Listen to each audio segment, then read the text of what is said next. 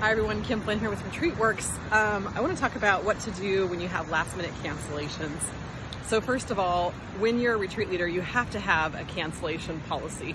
If you don't have a cancellation policy, people will cancel and you will not be able to fill a retreat because, you know, it's amazing how many people's parents or aunts or uncles or grandmas die the day of a retreat, right? Not that they're actually dying, but that's a commonly used excuse of like, I can't come.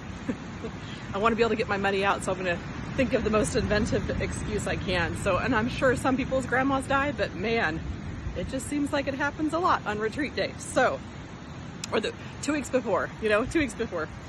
So if you want to prevent cancellations, what you do is, or what I do is I do have a no refunds 120 days out, and that gives you plenty of time to refill the spot. I do a 70% cancellation policy up to 120 days out, and then 120 days it's 0 cancellation policy. And it is pretty strict. I've been able to do that because, I don't know, I've been doing a lot of retreats and I know what I'm doing, and I'm able to sell with kind of a strict retreat policy. However, if someone legitimately has something that happens, like for example, a sweet couple that was gonna come to one of our retreats next week, they just had some issues with their foster kids or whatever, and legitimately chose to not come to a retreat because they were going to take care of the foster kids, which I definitely don't want to be punitive on that, right? Like, that's so sweet that they're being good parents.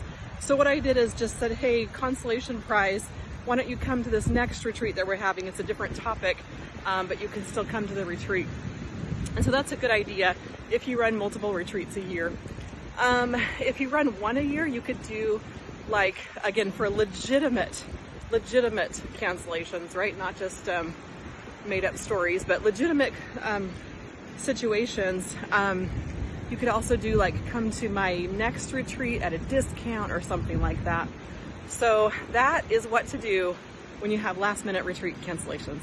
And by the way, look at this. This is off season in Samara, Costa Rica, which means that I am the only one on like this entire beachfront commute path. This is my commute into town every day. About a 10 to 15 minute walk on this adorable little path. So anyway, thanks everyone.